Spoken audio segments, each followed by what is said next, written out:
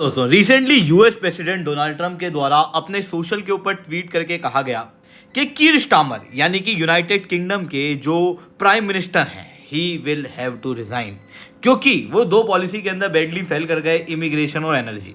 हालांकि जो दूसरे स्टेटमेंट है वो काफ़ी गड़बड़ से हैं, क्योंकि ऑब्वियसली ये जो पॉलिसी है ये डोनाल्ड ट्रंप की है, बट कीर स्टारमर जो हैं वो लिटरली उनकी हालत ऐसी है इस समय पर कि यूनाइटेड किंगडम के अंदर उनको रेजिग्नेशन देना होगा। And why he have to resign now, इसे हम लोग डिटेल में डिस्कस करेंगे। बट उसके पहले अगर आपको यूपीएससी सीएससी की तैयारी करना है, इंडिया का टॉप एजुकेटर से पढ़ना है, तो आप लोगों के पास में अच्छा मौका है। अगर आपको कंप्रहेंसिव यूपीएससी सीएससी की तैयारी करना है तो हमारे टॉप एजुकेटर्स आप लोग को कंप्लीट पढ़ाएंगे, जहां पर प्रीलिम्स मेंस इंटरव्यू की तैयारी आप लोगों को कराई जाएगी। आपको कुछ नहीं करना है, you have to use the code SRC10। SRC10 code का यूज करने के बाद में अनअकैडमी के सब्सक्रिप्शन के ऊपर आपको लगभग 60% तक का डिस्काउंट प्राप्त होगा। साथ में सब्सक्रिप्शन के अंदर डबल वैलिडिटी आपको मिलेगी, यानी कि अगर आप 6 महीने का सब्सक्रिप्शन लेते हो तो 6 महीने आपको फ्री ऑफ कॉस्ट मिलेगा, 9 महीने का लेते हो तो 9 महीने फ्री ऑफ कॉस्ट मिलेगा। इस तरीके से आपको सब्सक्रिप्शन के ऊपर बेनिफिट यहां पर मिलने वाले हैं। So it's the right time, you can join us. चलिए दोस्तों समझने का प्रयास करते हैं यहां पर क्या हुआ है। देखो, यूनाइटेड किंगडम के अंदर बेसिकली इंडिया से सिस्टम थोड़ा सा इलेक्शन का अलग है। हालांकि दोनों ही देशों के अंदर prime ministerial form of government है, बट यूनाइटेड किंगडम के अंदर इंटरनल पार्टी डेमोक्रेसी है। जैसे इंडिया में क्या होता है ना, इंडिया के अंदर पॉलिटिकल पार्टी के अंदर किस रीजन से कौन सा नेता उभरेगा और देश का प्रधानमंत्री कौन बनेगा, ये चीज पार्टी के टॉप नेता आपस में बात करके डिसाइड कर लेते हैं। बट यूनाइटेड किंगडम के अंदर ऐसा नहीं होता। यूनाइटेड किंगडम के अंदर कौन सा कैंडिडेट प्राइम मिनिस्टर बनेगा वो पार्टी के अंदर वापस इलेक्शन होते हैं, उसके आधार पर चूज किया जाता है। और इवन प्राइम मिनिस्टर की सीट को चैलेंज भी किया जा सकता है।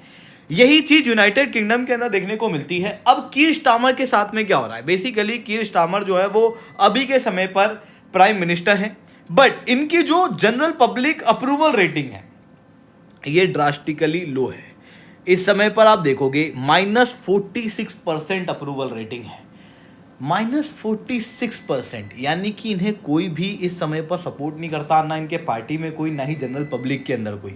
वहीं दूसरी तरफ इनको चैलेंज करने वाले वेस्ट स्टिलिंग है जो कि -9% की अप्रूवल रेटिंग रखते हैं। वहीं दूसरी तरफ एंडी बुरहन है जो कि इन्हीं को चैलेंज कर रहे हैं और इनकी जनरल पब्लिक अप्रूवल रेटिंग है 46%। न केवल इनकी ओवरऑल रेटिंग यहाँ पर हाई है, बल्कि आप देखोगे तो पार्टी मेंबर्स के अंदर भी इनकी अप्रूवल रेटिंग काफ़ी ज़्यादा है। बट अगर एंडी बुरहन की बात करें तो ये कोई मेंबर ऑफ पार्लियामेंट नहीं है, ही इज़ मेयर। इस समय पर ये एक मेयर है। अब बात आती है कि अच्छा, एक मेयर को कैसे ये प्रधानमंत्री बना देंगे। पहले तो उसको ऑब्वियसली जो सीट है वो देनी पड़ेगी। तो यहाँ पर क्या हुआ है, there is a person known as Josh, इन्होंने क्या किया है, अपनी मेंबर ऑफ पार्लियामेंट की सीट से रिजाइन कर दिया है ताकि एक गैप क्रिएट हो सके और एंडी बरहम यहाँ से इलेक्ट होके आ सके और बाय इलेक्शन के अंदर ये इस जगह पर लेबर पार्टी के एक मेंबर ऑफ पार्लियामेंट बने और उसके बाद में चैलेंज करें कीर स्टारमर को। तो इस तरीके के डेवलपमेंट यहाँ पर देखने को मिल रहे हैं, यानी कि कीर स्टारमर की जो कुर्सी है वो इस समय पे खतरे में है। अब बात आती है ये इंटरनल पार्टी अगर इलेक्शन होते हैं, अगर कीर स्टारमर मेंबर ऑफ पार्लियामेंट बन जाते हैं तो इंटरनल सिस्टम के अंदर क्या होगा लेबर पार्टी के अंदर। तो बेसिकली लेबर पार्टी के अंदर भी इंटरनल ब्यूरोक्रेसी है, जहां पर जो इनके टॉप चीफ हैं उसके अंडर में 3 स्टेप होती है जिसके जरिए इनकम्बेंसी की जाती है, जिसके जरिए चैलेंज किया जाता है एग्जिस्टिंग लीडर को। और उसके लिए सबसे पहले इलेक्शन के अंदर 20% जो पीपल लेबर पार्टी है उसके लोगों का सपोर्ट होना चाहिए नॉमिनेशन के दौरान में। 20% नॉमिनेशन मिलने के बाद में स्टेप 2 पे आते हैं, जहां पर जो लोकल पार्टी है यानी कि जो कॉन्स्टिट्यूएंसीज हैं वहां से पार्टी के 5% लोगों की बैकिंग होना जरूरी है। जब ये दोनों चीज़ हो जाती है तो उसके बाद में इंटरनल वोट होते हैं, पार्टी के लोग आपस में वोट करते हैं। जो लोग एग्जिस्टिंग कैंडिडेट या एग्जिस्टिंग प्राइम मिनिस्टर, जैसे अगर मैं कहूँ स्टारमर, तो एक तरफ स्टारमर है, उसके बाद में जो मेंबर ऑफ पार्लियामेंट ये कंडीशन को फुलफिल कर लेंगे वो स्टारमर के खिलाफ आके खड़े हो जाएंगे और फिर इनके बीच में यहाँ पर वोटिंग होगी। इस समय पर केवल एंडी बुरहम ही हैं जो कीर स्टारमर को चैलेंज करते हुए यहाँ पर दिखाई दे रहे हैं, यानी कि स्थिति बहुत ही साधारण है। साधारण ये है कि कीर स्टारमर जो हैं वो ऑब्वियसली उनको बैलेट के ऊपर उतरना ही है, क्योंकि उनको सपोर्ट के रूप में एक भी सपोर्ट यहाँ पर दिखाई नहीं दे रहा। लिटरली पार्टी के अंदर भी कोई भी कीर स्टार्मर को इस समय पर सपोर्ट नहीं कर रहा, तो he have to resign. But अब उनके कंपटीशन में कौन आएगा, उनको हटाएगा कौन?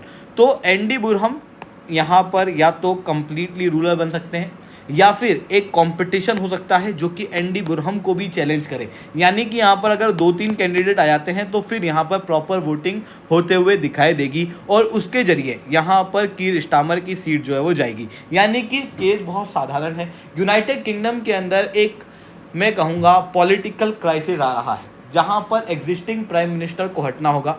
नए prime minister internal party democracy के जरिए पावर के अंदर आएंगे।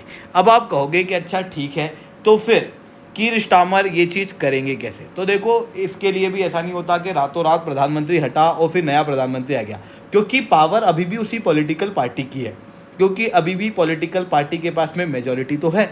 इसलिए क्या होता है, एक स्मूथ ट्रांजिशन किया जाता है। जैसे अगर अभी के समय पर ये वोटिंग वगैरह होती है, उसके बाद में क्या होगा, जो कीर स्टार्मर है वो सिविल सर्विस के एक्सेस के लिए टॉक शुरू करेंगे। फिर उसके बाद लेबर पार्टी की कॉन्फ्रेंसेज होंगी और उसको कीर स्टार्मर होल्ड करना शुरू कर देंगे। फिर एक नया बजट लेके आया जाएगा ऑटम तक, और इस समय तक कीर स्टार्मर पूरी तरीके से बाहर हो जाएंगे और बुरहम जो है वो इस समय तक आते आते प्राइम मिनिस्टर बन जाएंगे। यानी कि कीर स्टार्मर के लिए अब जो घड़ी है वो टिकल करना शुरू कर चुकी है। किसी भी समय उनको अपनी सीट जो है वो छोड़ना पड़ सकती है। यहाँ पर एक उल्टी गिनती उनकी, मैं कहूँगा, कि शुरू हो चुकी है। अब जब आप इस बात को इमेजिन करो कि आप एक देश के प्रधानमंत्री हो और अब आप कभी भी जाने वाले हो, आपको जाना ही है, जाने के अलावा आपके पास में कोई ऑप्शन नहीं है, तो फिर आप क्या करोगे? आप वही सारी चीज़ें करोगे जो आप हमेशा से करना चाहते थे लोगों के लिए, बिना किसी प्रेशर के अंदर आके। इसी चीज़ को कहा जाता है लीगेसी पीरियड। यानी कि आप अपनी लीगेसी छोड़ के जाना चाहोगे एज अ प्राइम मिनिस्टर। हो सकता है आप वापस ना आ पाओ, इसलिए आप अपनी एक लीगेसी छोड़ के जाओगे कि लोग याद करें कि भाई वो प्रधानमंत्री था जिसने क्या काम किया था।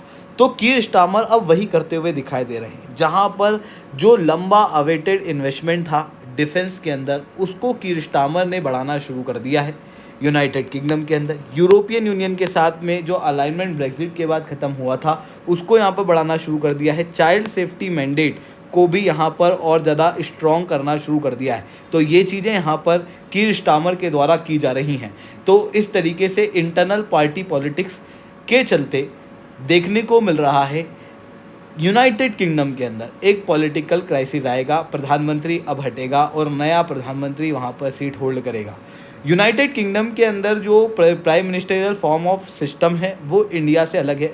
ये यूपीएससी सीएससी के पर्सपेक्टिव से, जीएस2 के पर्सपेक्टिव से बहुत इंपॉर्टेंट हो जाता है, क्योंकि यूके और यूएस से कंपैरिजन अधिकतर इंडिया के साथ में पूछा जाता है। तो ये चीज़ें यहाँ पर देखने को मिल रही है। दोस्तों, आई होप ये सारी बातें आप लोगों को समझ में आई होंगी। लेक्चर अच्छा लगा हो तो लाइक करना, लेक्चर बहुत अच्छा लगा हो नीचे SRC10 कमेंट करना। यूपीएससी सीएससी की तैयारी करना है, इंडिया के टॉप एजुकेटर से अनअकैडमी के ऊपर पढ़ना है, तो आप लोगों के पास में अच्छा मौका है। कंप्रहेंसिव यूपीएससी सीएससी की तैयारी इंडिया के टॉप एजुकेटर्स के द्वारा आप लोगों को कराई जाएगी। Study material, 1-on-1 mentorship, test series, ये सब कुछ आपको मिलेगा मार्केट के सबसे कम रेट के अंदर। तो अगर आपको अनअकैडमी के ऊपर सब्सक्रिप्शन लेना है, you can use the code SRC10। ठीक है दोस्तों, आज के लिए that's all from my side. जय हिंद, जय भारत।